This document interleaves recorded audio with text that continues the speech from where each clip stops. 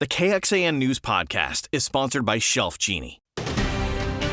In-depth, investigative. This is KXAN News. Well, first at 5, the fallout of a street takeover in Austin. Thanks for joining us. I'm Daniel Marin. And I'm Jennifer Sanders. This happened Saturday night, bringing traffic to a standstill at Lamar Boulevard and Barton Springs Road, while cars did donuts and people set off fireworks. It also happened at 3 other spots across town. KXAN's Nabil Ramadna joins us live with how it's reigniting concerns about police staffing and response times. Nabil. Thank you. As you know, this is a very busy intersection, Lamar being one of the major thoroughfares through this part of the city. And you can still see the marks left behind from this street takeover, as police are calling it. Now, there were cars and trucks doing donuts, peeling out, but it's what police have described as a chaotic scene, this street takeover, as innocent people were trapped in their cars. Now, according to APD, they responded to 4 different street takeover incidents on Saturday night. During these takeovers, APD said the crowd threw rocks and bottles and pointed lasers at officers. Now, one officer was actually hurt. Austin Police says the first 911 calls came in at 9:01, and it took until 9:46 for officers to actually clear the scene entirely. Councilmember Ryan Alter spoke with us about the incident earlier. What I think this demonstrates is exactly that there is a need. That, when this event happened, there was some challenge. I know police getting there because the roads were very blocked off. We need a police department. Our police serve our community. They're an important part of our community. And it is important for the council to take appropriate steps to make sure that we do have a well-functioning police department. Now, Mayor Watson sent over a statement about the incident and said one of the other issues for him was the significant wait times for 911 calls. He went on to say he's looking into options for dealing with ongoing staffing challenges in the 911 center. Now, APD said officers did arrest 2 people for evading arrest, but again, this is still under investigation, and as you can see, the marks still mark the intersection here at Lamar and Barton Springs. Reporting live, Nabil Ramadna, back to you. All right, Nabil, thank you very much. And as we mentioned, Austin police described Saturday's incidents as street takeovers. Here's how those different from street races. Now, street takeovers involve vehicles blocking an intersection to show off stunts like drifting, donuts, or ghost riding. That's when a driver exits a moving car to dance or perform near the car before hopping back into the vehicle. So think of street takeovers like flash mobs involving vehicles. Street racing is just when several cars actually race on the road or the parking lot. It is an issue Texas lawmakers tackled last session. 2 bills, Senate Bill 1495 and House Bill 1315, were signed into law in 2021. Those outlined fines and possible jail time for reckless driving, as well as gave law enforcement permission to confiscate the vehicles in some instances. Now, we've got more on those laws online at KXAN.com. The Travis County Sheriff's Department is looking for tips after someone shot and killed a passenger of a car on US 183 this weekend. The victim, a woman in her 30s, was riding in a red truck. This was between 11 p.m. Saturday and midnight on US 183 near Burleson Road. Now, police think someone may have seen something and might not have realized it. If you were in that area at the time, call the Travis County Tip Line or Crime Stoppers. And we're also waiting to get an update on Sunday evening's deadly shooting in downtown Austin. Someone shot 2 people last night around 8:30. This was near Red River and East 5th Street. One person died. The second was taken to the hospital. President Biden made a surprise visit to Ukraine today, offering more military and humanitarian aid. This week marks 1 year since Russia's invasion. And Drew Petchmero tells us what promises he made while there. Air raid sirens blared as Presidents Biden and Zelensky walked the streets of Kyiv, the 2 men visiting the Wall of Remembrance that honors fallen Ukrainian soldiers. I thought it was critical that there would not be any doubt, none whatsoever, about U.S. support for Ukraine in their war against the brutal attack by Russia. During the visit, President Biden announcing $500 million in new aid to Ukraine for ammunition, weapons, surveillance systems, and to bolster energy infrastructure that's been a constant target of Russian attacks. American society, been from the very beginning of this tragedy, from the very beginning of this full-scale war, from the first days being together with us. The president visiting a war zone required months of meticulous planning. NBC News correspondent Jay Gray is on the border of Ukraine and Poland with more on how the White House pulled it off. And Drew, we're learning a lot more about the president's secret trip to Kyiv now. After the transatlantic flight on Air Force One, the White House says he took a 10-hour train ride to get to Ukraine. We also know from U.S. officials that there was coordination between the Kremlin and White House ahead of the president's trip. Russian media is reporting that President Putin himself guaranteed that there would be no strikes while President Biden was on the ground in Kyiv. The visit comes just days before the one-year anniversary of the Russian invasion, and as Russia pushes forward with a grinding new offensive. Back at home, some far-right members of Congress criticizing the visit. But President Biden made a point to reassure Zelensky that bipartisan support for Ukraine remains strong. Drew Petrimo, NBC News, Washington. Tomorrow, President Biden will give a speech in Poland where he's expected to rally international support for Ukraine's defense. Also tomorrow, President Putin of Russia is expected to deliver a State of the Nation speech, providing a stark split screen of a divided world. Well wishes continue to pour in for former President Jimmy Carter. After a series of short hospital stays, the 98-year-old announced Saturday that he would receive hospice care at home instead of additional medical intervention. He's with his wife, Rosalind. The Carters have been married for more than 75 years, making American history as the longest married presidential couple. Leaders from the University of Texas say Red McCombs has died. UT Austin School of Business bears his name.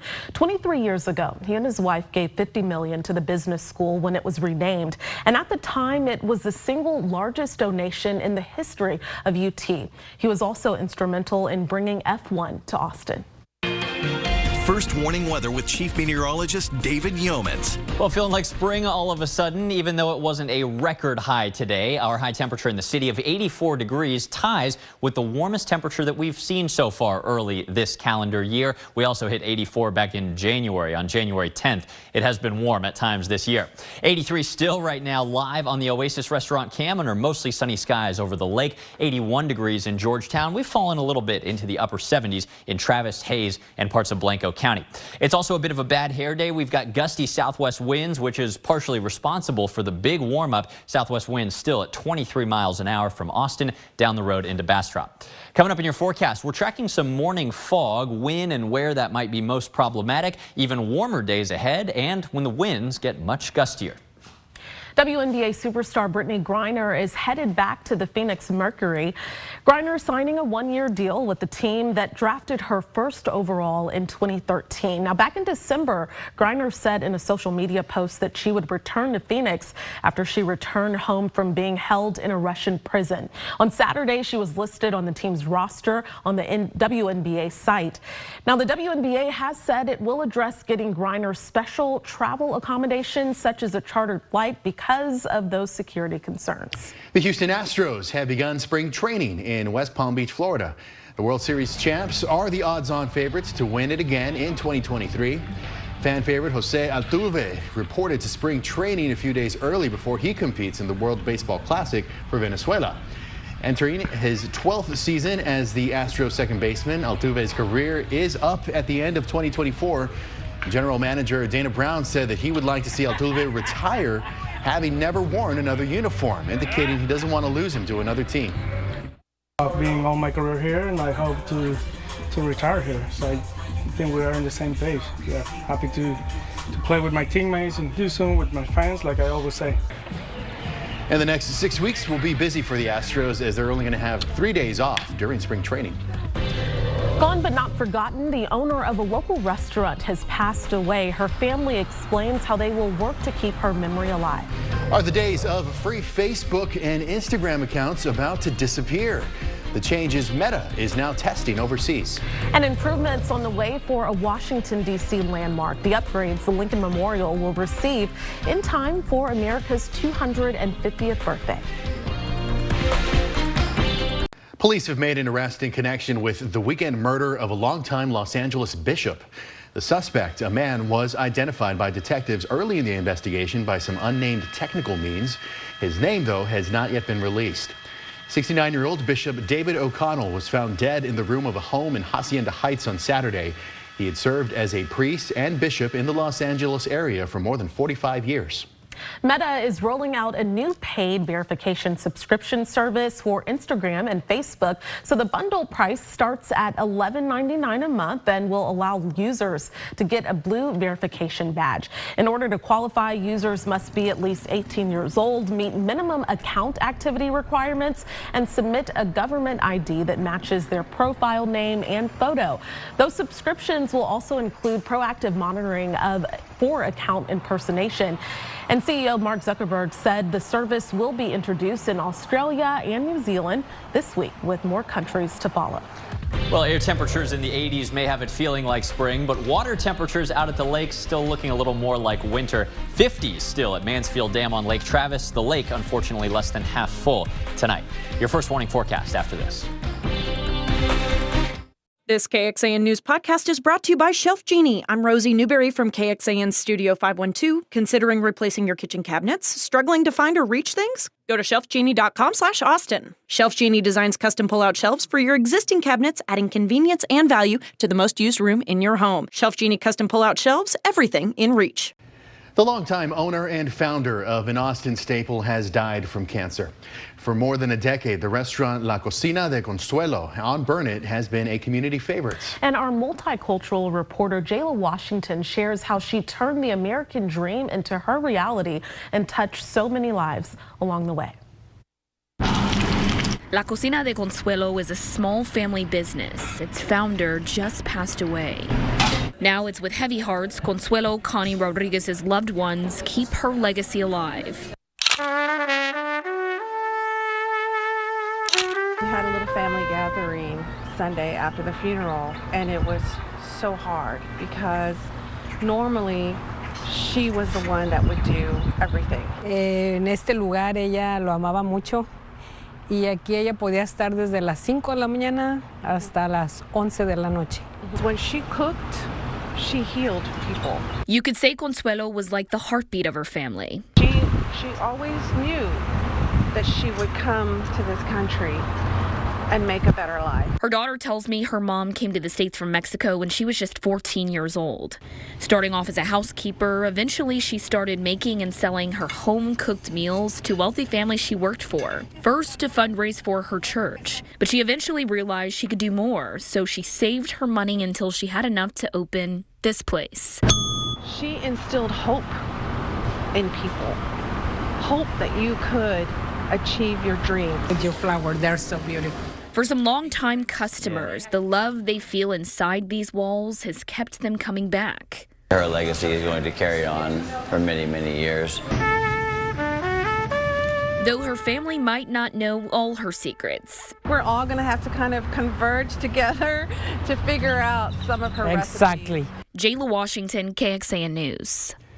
And Consuelo catered countless events around Austin over the years. In fact, First Lady Cecilia Abbott says that she is sad to hear about her death, adding, quote, "Eating at her restaurant always reminds me of eating at my grandma's house."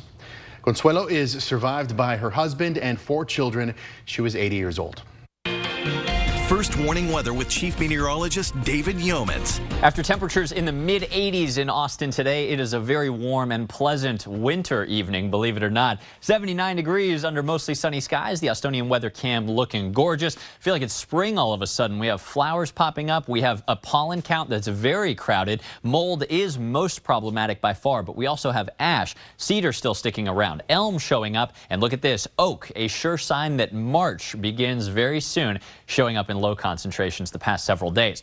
Warm south and southwest winds bringing in 80s across much of the state this evening. 80s from Abilene down to the valley. 80 degrees in Brownsville this evening as well. We got a few high clouds here and there, but no bad weather, not much rain even across the entire state. But we do have a couple things going on nationally that are affecting our weather as well. First up, a massive spinning low pressure system in western British Columbia, prompting numerous winter storm warnings, even blizzard warnings at your favorite ski resorts in the Rockies and the Pacific Northwest. That one doesn't have much of an effect on us at all, but the next one, a little farther south than that first one, does. Now, ahead of both of these storms, you can kind of see we're in this southwesterly flow. That's a very warm weather pattern in February for us.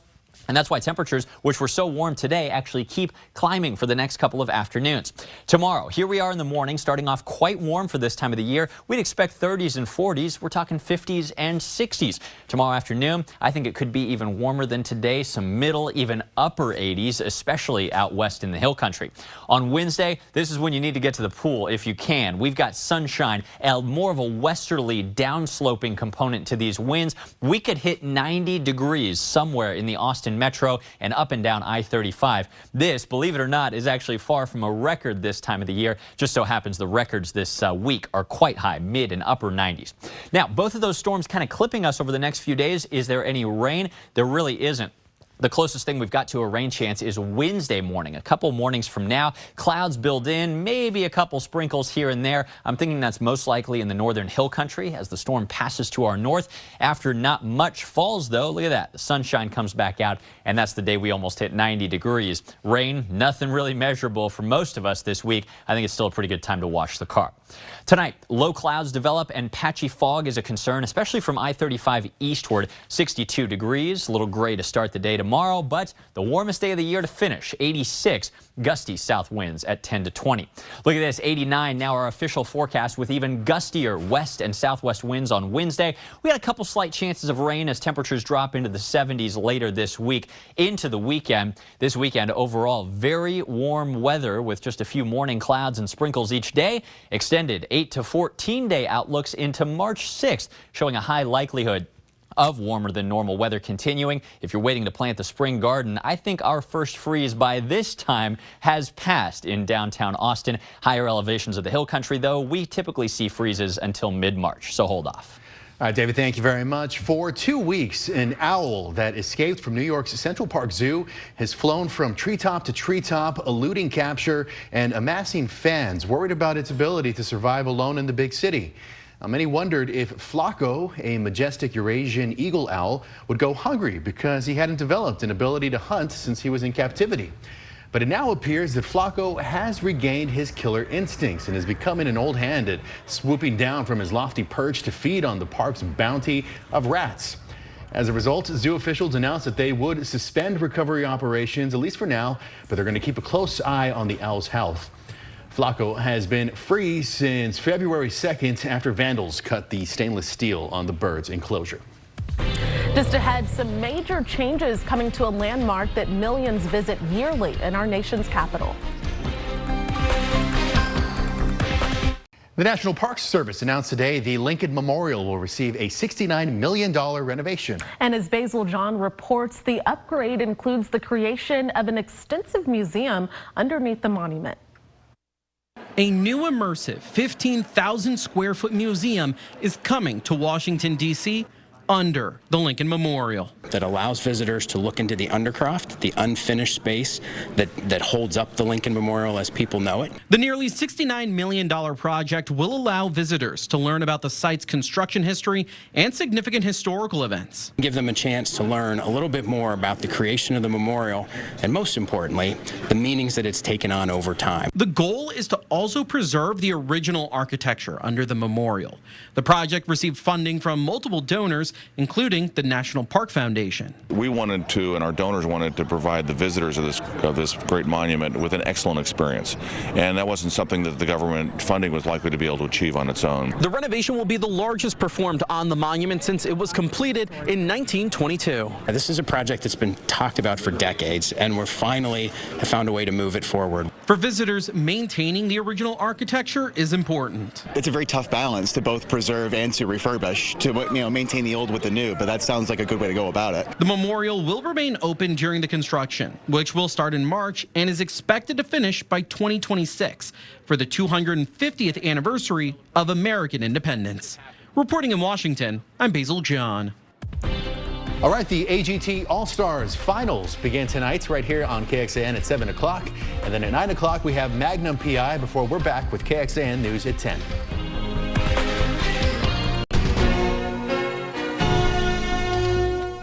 Thanks for listening to KXAN News Nightly.